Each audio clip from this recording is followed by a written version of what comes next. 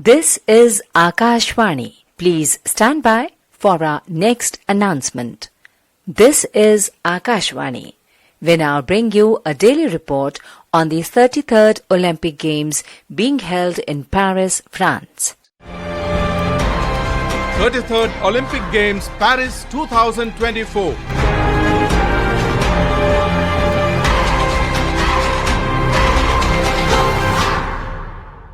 सुनिए, क्या आप इनकम टैक्स रिफंड क्लेम का इंतजार तो नहीं कर रहे? सही और ईमानदारी से दी हुई जानकारी से फाइल की गई इनकम टैक्स रिटर्न्स के रिफंड क्लेम्स 1 महीने के भीतर ही जारी कर दिए जाते हैं। इसके रेगुलर अपडेट्स के लिए आप ई फाइलिंग पोर्टल पर लॉगिन करके और अपने डैशबोर्ड पर आप अपने रिटर्न का प्रोसेसिंग स्टेटस और पेंडिंग एक्शन चेक कर सकते हैं। परंतु गलत TDS, झूठे खर्चे और कम आमदनी दिखाकर हाई रिस्क रिफंड्स क्लेम करने से रिफंड हो जाता है डीले, क्योंकि हर ई फाइल हुए रिटर्न की होती है गहन जांच और जानकारी में त्रुटियां पाए जाने पर CBC ITR से रिवाइज्ड रिटर्न फाइल करने की सूचना दी जाती है। 10 दिन के भीतर 2 रिमाइंडर्स मिलने के बावजूद रिवाइज्ड रिटर्न फाइल न करने पर रिटर्न प्रोसेसिंग में होती है देरी। तो फिर देरी से बचने के लिए ईमानदारी से अपनी इनकम टैक्स रिटर्न में दें जानकारी। प्रत्येक आय करदाता एक राष्ट्र निर्माता।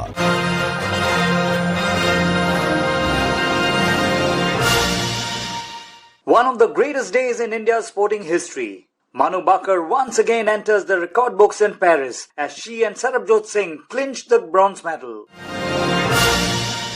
India looking confident as they beat Ireland in hockey. In badminton, Ranki Reddy and Chirag Shetty all set for the quarterfinals. India had just begun celebrating the fact that Manu Bakar became the first Indian woman to claim a bronze medal in shooting. When she struck again, yes, she was back. Nitish Arora was over the moon as he saw her create history yet again, this time partnering Sarabjot Singh.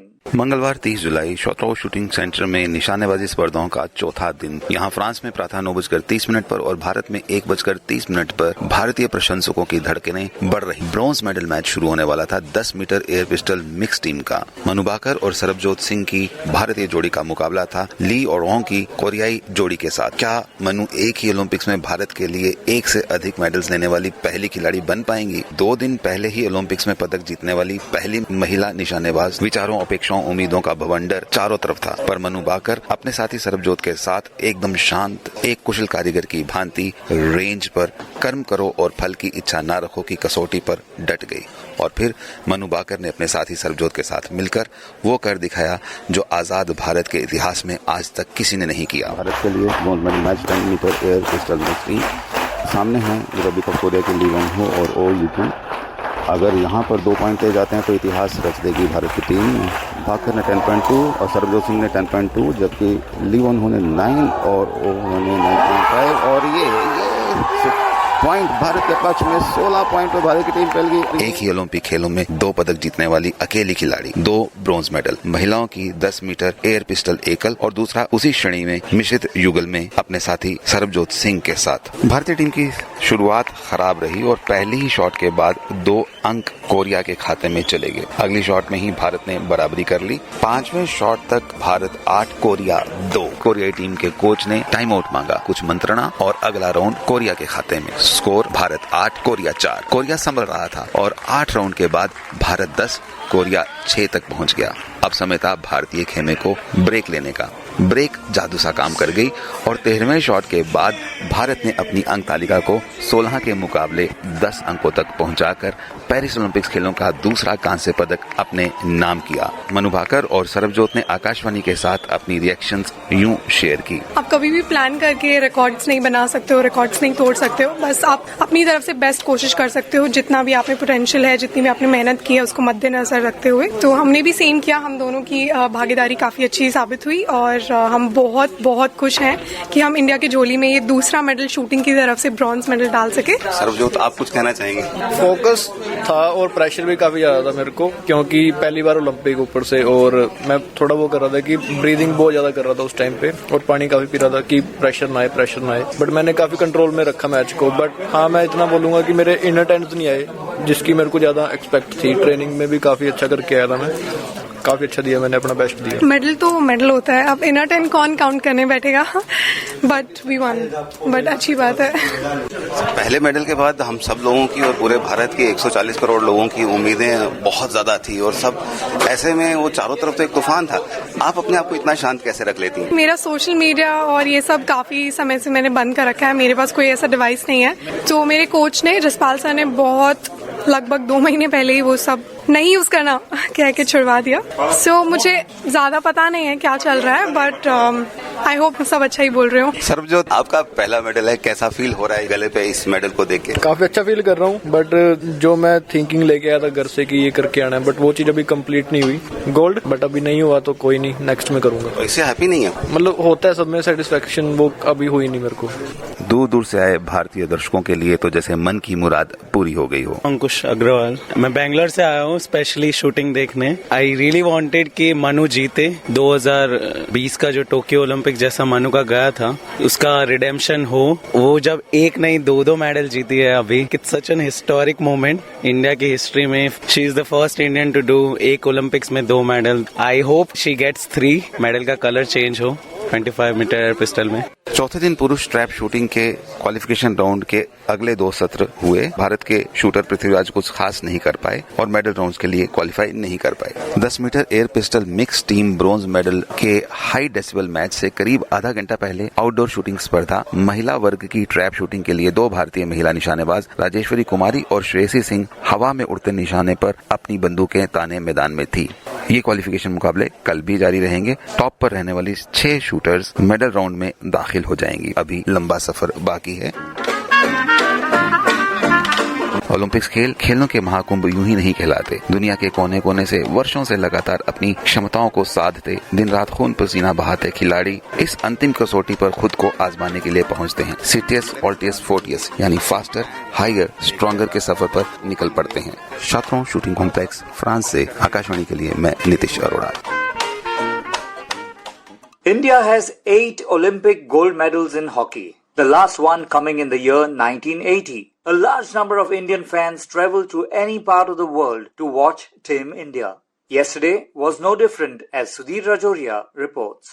आज तपती दोपहर में जब तापमान 40 degree को छूने की कोशिश कर रहा था, तो उस समय भारत पूल बी के अपने तीसरे मैच में आयरलैंड से मुकाबला करने उतरा। दुनिया भर से आए भारतीय फैंस आज अपनी टीम का हौसला बढ़ाने के लिए स्टेडियम में मौजूद थे। जैसे ही भारतीय टीम मैदान में उतरी तो यहाँ मौजूद सभी भारतीय समर्थकों ने बड़े उत्साह के साथ उनका स्वागत किया।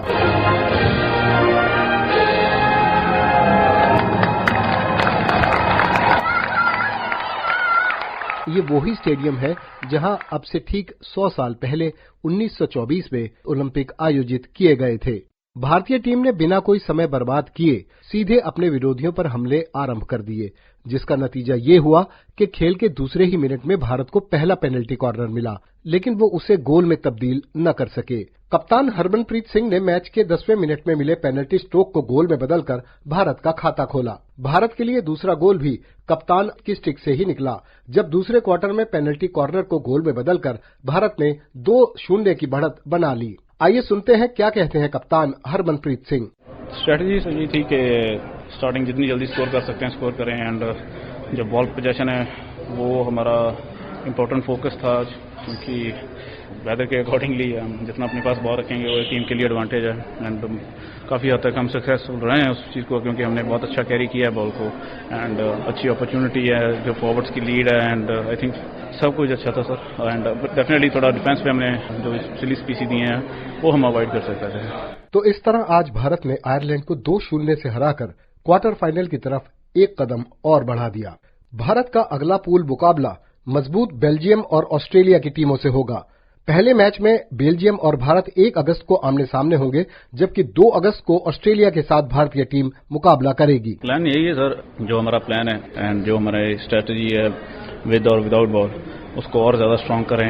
एंड एवरी सेकेंड हमारे लिए मैटर करता है कि आप लेजी ना हो, स्विच ऑन रहें हमेशा, एंड जो भी आपको अपॉर्चुनिटी मिल रही है विद इन 5 और 10 मिनट्स आप उसको गोल में कन्वर्ट करें, क्योंकि वो एक टीम को बूस्ट देता है, एडवांटेज देता है।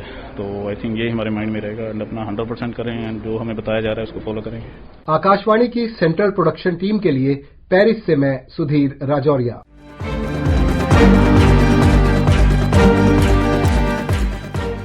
Rowing has been a part of the Summer Olympics for more than a century. Rajyasree Trivedi was at the venue hosting the sport, which made its debut in the year 1900.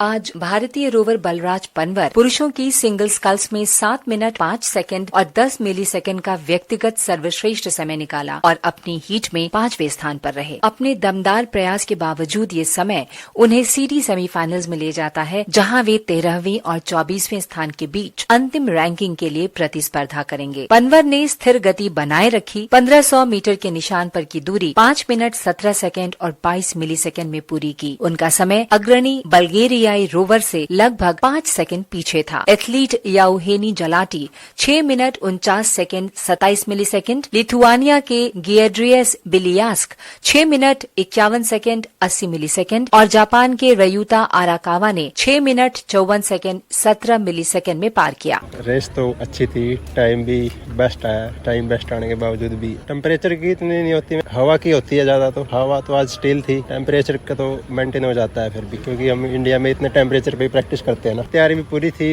और timing भी है जो best आया। तैयारी और करनी है आगे, और अच्छी मेहनत करके और रिजल्ट को बेटर करेंगे। पनवर की यात्रा सीडी सेमीफाइनल में जारी रहेगी, लेकिन आज उनका प्रदर्शन एक महत्वपूर्ण व्यक्तिगत उपलब्धि है। ओलंपिक चरण में व्यक्तिगत सर्वश्रेष्ठ प्रदर्शन करना उनकी लगन और कड़ी मेहनत का प्रमाण है। आगामी सेमीफाइनल पनवर को अपने कौशल को और बेहतर तरीके से दिखाने और मजबूत समग्र फिनिश के लिए लक्ष्य बनाने का अवसर प्रदान करेगा। कोच बजरंग लाल ताखर। हमने एक्सेप्ट किया था कि सेमीफाइनल में पहुंचेंगे, लेकिन कहीं ना कहीं उसमें नहीं पहुंच पाए और कुछ सुधार की जरूरत थी, इसलिए और भी सुधार करेंगे आगे ट्रेनिंग करके। इतना भी नहीं कि हम मायूस होकर बैठ जाएं कि हम इतना अच्छा नहीं कर सके, लेकिन एक हौसला रहता है। ओलंपिक में परफॉर्म करना एक बहुत बड़ी चीज है, जो आज हम परफॉर्म कर रहे हैं। अभी हमारी रेस 2 रेस और होगी, वो अपनी पोजीशन के लिए होगी, वो बेटर करने की कोशिश करेंगे वर्ल्ड लेवल के अंदर ओलंपिक में। आगे चलकर हम जरूर अच्छा करने की कोशिश करेंगे। यही कहूंगा कि अपने देश के अंदर रोइंग की पब्लिसिटी, जित इंफ्रास्ट्रक्चर है, उसको क्योंकि बढ़ाना है, उसके बाद में अपन कुछ सोच सकते हैं कि ओलंपिक में कितना मेडल लेंगे। ऑडियंस को देखने से पता चलता है कि रोइंग कितना पॉपुलर है और उसका कितना इंफ्रास्ट्रक्चर होगा, कितना पॉपुलरिटी होगी, कितने रोवर हैं यहाँ पर, तो वो भी बहुत जरूरी है। तो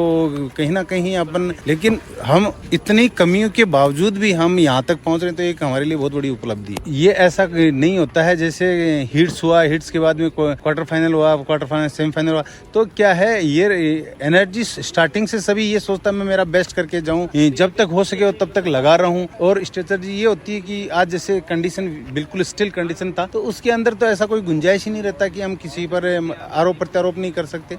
अपना मैक्सिमम दे के अपन को अपना नेक्स्ट पोजीशन हासिल कर।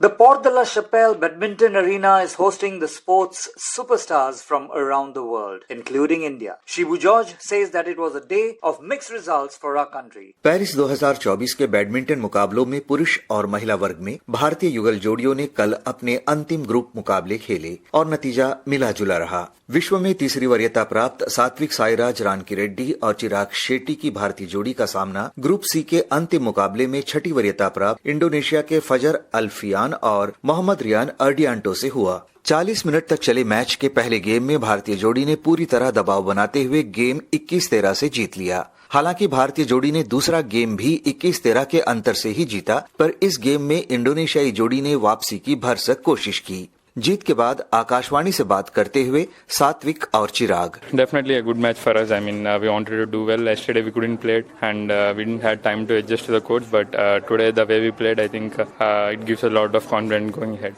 Chirag, the second game was not that easy. They were fighting back. Yeah, definitely. Obviously, they are a very formidable pair. We've always had some really tough battles against them, and we knew that it won't be easy at any given point of time. So we were ready for that right from the word go, even in the second game, even though we won the first. So yeah, really happy with the way we played today. So how's the preparation for the knockout games?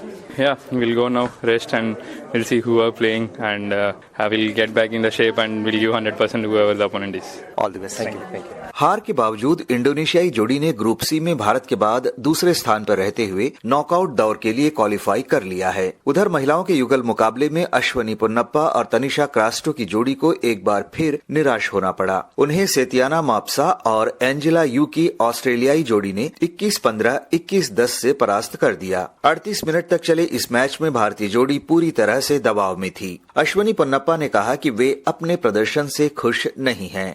It's not the best way we would have wanted to end this campaign. We were really gunning to do well, but it's quite unfortunate that we didn't get the best game in today. It's been quite a journey, and the best takeaway for us was the fact that we made it so far, and we've been here, came to the Olympics.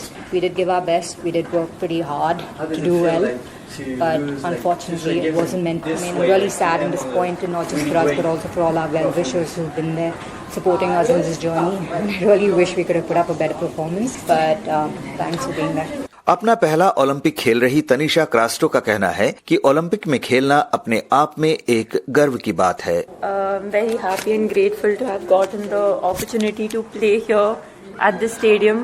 We played here a couple of months back, and we just wished and prayed that we'd come here again for the Olympics, as we were battling with another pair. But I'm super happy that Didi and we fought together, and we got ourselves a spot here.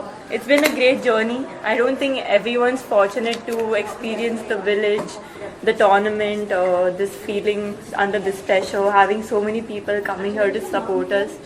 And I feel like we are the lucky ones, and we should really be thankful and really be happy about it. And a lot of good things to take back. And I'm sure we'll work much more harder. We'll come back even stronger, and hopefully we'll have a better performance next year. एकल वर्ग में आज PV Sindhu, लक्ष्य सेन और HS Prannoy अपने अंतिम group मुकाबले खेलेंगे। सुनिए, क्या आप इनकम टैक्स रिफंड क्लेम का इंतजार तो नहीं कर रहे? सही और ईमानदारी से दी हुई जानकारी से फाइल की गई इनकम टैक्स रिटर्न्स के रिफंड क्लेम्स 1 महीने के भीतर ही जारी कर दिए जाते हैं। इसके रेगुलर अपडेट्स के लिए आप ई फाइलिंग पोर्टल पर लॉगिन करके और अपने डैशबोर्ड पर आप अपने रिटर्न का प्रोसेसिंग स्टेटस और पेंडिंग एक्शंस चेक कर सकते हैं। परंतु गलत टीडीएस, झूठे खर्चे और कम आमदनी दिखाकर हाई रिस्क रिफंड्स क्लेम करने से रिफंड हो जाता है डीले, क्योंकि हर ई फाइल हुए रिटर्न की होती है गहन जांच और जानकारी में त्रुटियां पाए जाने पर सीबीसी ITR से रिवाइज्ड रिटर्न फाइल करने की सूचना दी जाती है। 10 दिन के भीतर 2 रिमाइंडर्स मिलने के बावजूद रिवाइज्ड रिटर्न फाइल न करने पर रिटर्न प्रोसेसिंग में होती है देरी। तो फिर देरी से बचने के लिए ईमानदारी से अपनी इनकम टैक्स रिटर्न में दें जानकारी। प्रत्येक आय करदाता एक राष्ट्र निर्माता। Archery has grown tremendously in our country over the past decade. At the Paris Olympiad, Sourya Chaudhary has been tracking the progress of our archers.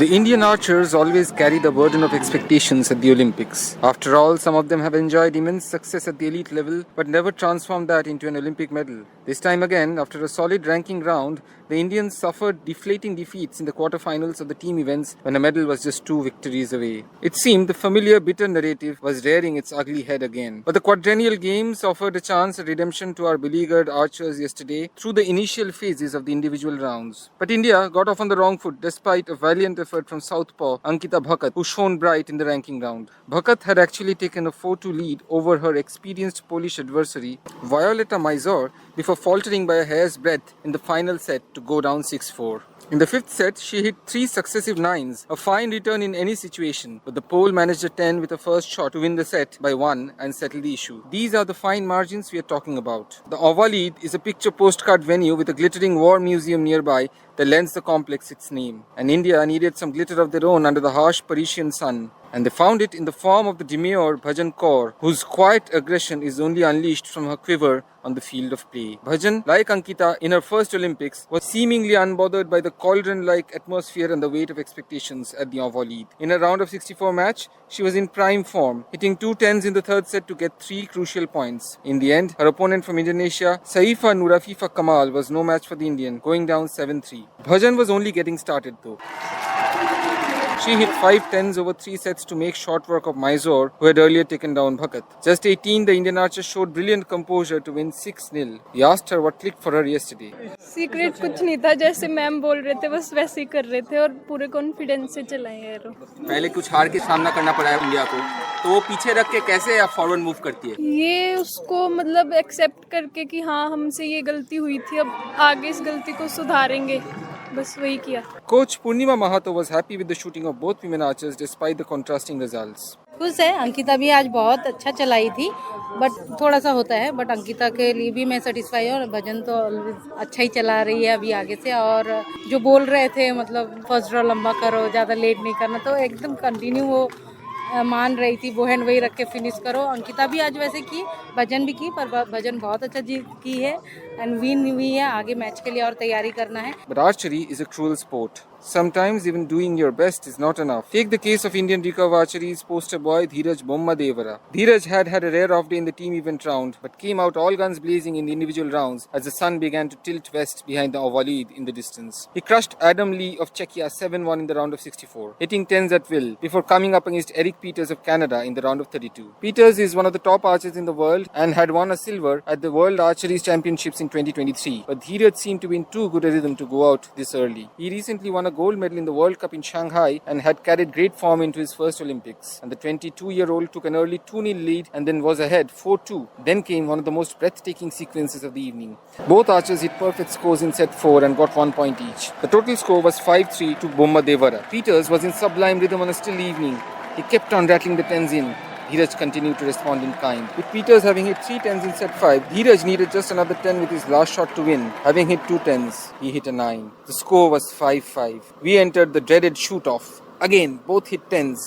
Peters just a little closer to the target. He won 6-5. The Indian had suffered a heartbreak in the most devastating way imaginable, but the young ace is made of a different material. He is already used to such turmoil and said he will take these lessons into the mixed team event. Mainly कल का आज का mental side में बहुत improvement लाया मैं कि ज़्यादा हड़बड़ाया नहीं एंड क्राउड हो मैं अपने जोन में रहा, अपना बेस्ट ट्राई किया। टाई शॉट में ऑनेस्टली मुझे पता है कि एक्स चाहिए, 10 से काम नहीं बनेगा क्योंकि हवा नहीं था एंड अपोनेंट पीछे से आगे आ रहा था, तो 10 लगने के बाद आधा में ही था कि अभी नहीं पता क्या होगा। पर आई थिंक जो भी होता है अच्छा के लिए होता है एंड टूर्नामेंट ख़त्म नहीं हुआ, सारे चीज़ें लेके आगे बढ़ेंगे, सारे सीख लेके आगे बढ़ेंगे और बेहतर बन के आएंगे। Archery action continues for India today. This is Sharia Chaudhary reporting from Paris for Akashvani.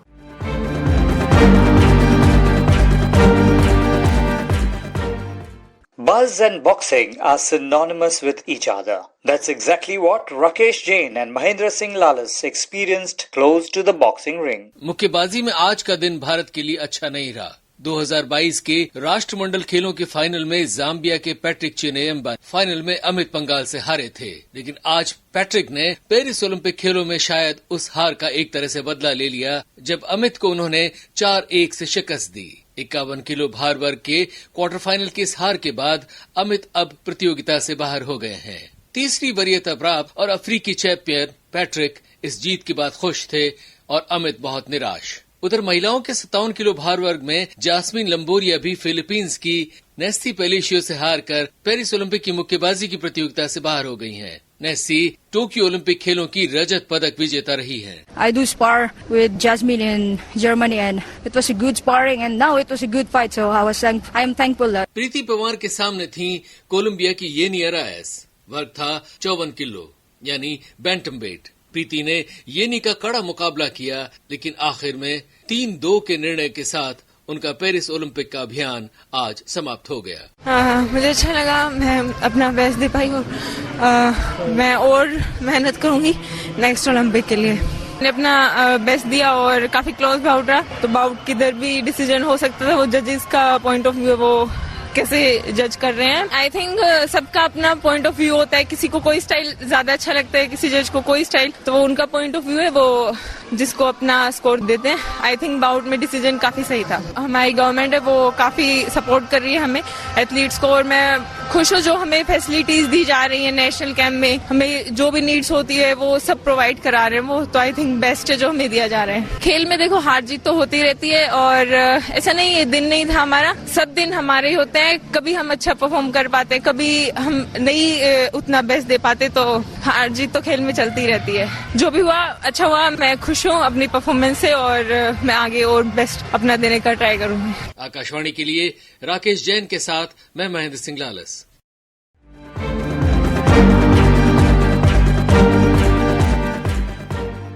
Let's take a look at the medals tally with Shivu George.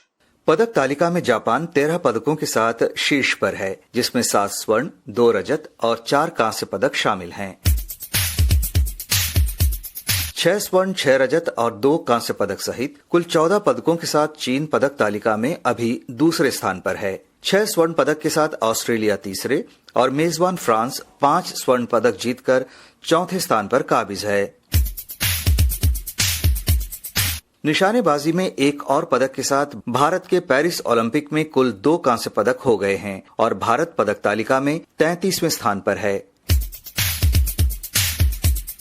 सबसे अधिक कुल 26 पदक अब तक अमेरिका ने जीते हैं, पर सिर्फ 4 स्वर्ण पदक होने के कारण अमेरिका पदक तालिका में अभी 6ठे स्थान पर है।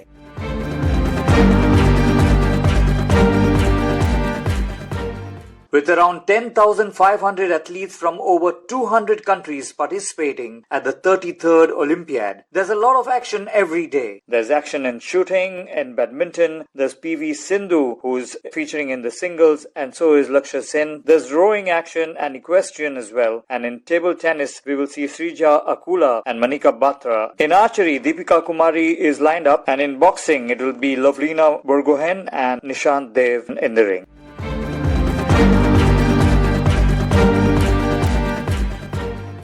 I'm Savio De Norona saying goodbye and au revoir from Paris. 33rd Olympic Games, Paris 2024.